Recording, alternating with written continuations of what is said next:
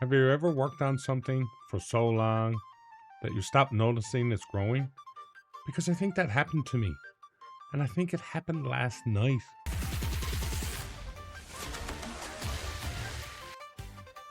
Lovely day, poker enthusiast. Last night at Sal's room, something felt a little different. Not because Brendan O'Dell won. Not because $1,900 got raised. Not because 45 players showed up. The thing that stuck with me was what happened after. But I know what happened after. They wanted more. I got it all on the board. Look at it. Look. 34 registered before start. That's not normal. That's witchcraft. Well, he's not wrong. 34 people were registered before the game even started. And if you've been around Newfoundland poker long enough, you know that's unusual. Normally you're still waiting on people. Texting people, calling people, wondering where people are. Not last night. People were ready. Ready? But it was lined up like it was Boxing Day at the mall. I'm telling you, something is going on. By the time registration closed, 45 players had entered, 26 rebuys were made. The prize pool hit $1,900, which meant $1,900 went directly to the Great Balls of Fire pool team. And honestly, the feedback afterwards was incredible. 2 thumbs up. I got that on the board too. 2 thumbs up, right there. That's evidence.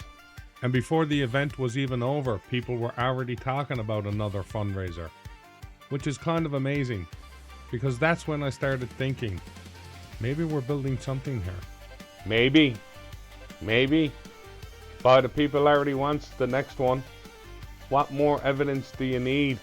Now, let's talk about Brendan O'Dell, because Brendan was sitting immediately to my right, and I made what some people would call a terrible decision. Only one? Well, the first terrible decision. I figured it was a fundraiser. I said, let's have some fun. Let's gamble. Let's get a little crazy.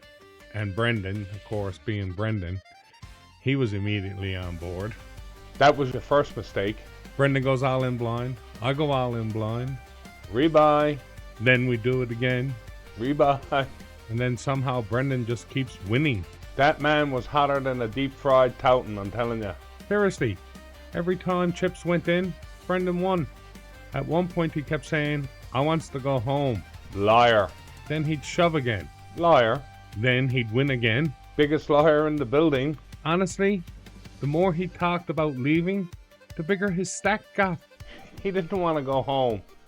He wanted everybody else to go home. Big difference. That might actually be true, because eventually it got down to 3 players, Brendan, Sean, and Brandon. And naturally, chop discussions started. As is tradition. Now, Brendan wasn't really interested in a normal chop. He basically says, I want 600, you two split the rest. The confidence. Absolute scenes. At first there was some hesitation.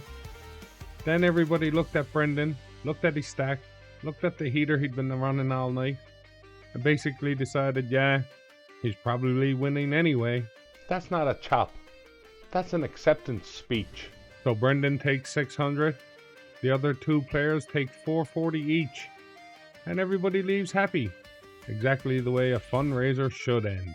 And the team gets 1,900. Don't forget that part, Philip. Definitely not forgetting that part. Now, let's move online, because somehow, after rebuilding my setup on Stream Live, I managed to win the Run Good You Legend Championship. Very suspicious timing, I must say. No, here we go. I'm just asking questions. The funniest part happened heads up. I messaged Jay, I asked him, want to chop the money? And he says yes. Professional. I give him the thumbs up. Then he asks, do I go all in? Less professional. I laugh. Then while typing in chat, I'd literally say on stream, let's end this. And the next hand, pocket jack. Course. Pocket jack. Course. I shove all in. And of course. He hits a king, I hit a jack. Case closed. Next case, please. Poker is ridiculous. Sometimes you couldn't write this stuff if you tried. But if I put that on the board, people wouldn't believe it. Now, online yesterday, The Saturday Moshbag Mayhem drew 18 entries. Ninja 10 Jack took down $58.63 for the win. Bay Girl grabbed a ticket in the 550 free buy. The Nightly Shuffle Step 2 drew 24 entries. Dumpster and Iceman picked up the $60 seats. And Phil's Deep Stack Thrills ended in a three-way deal between All In, Old Cash, and Wild Hog. Another chop. We gotta investigate that too.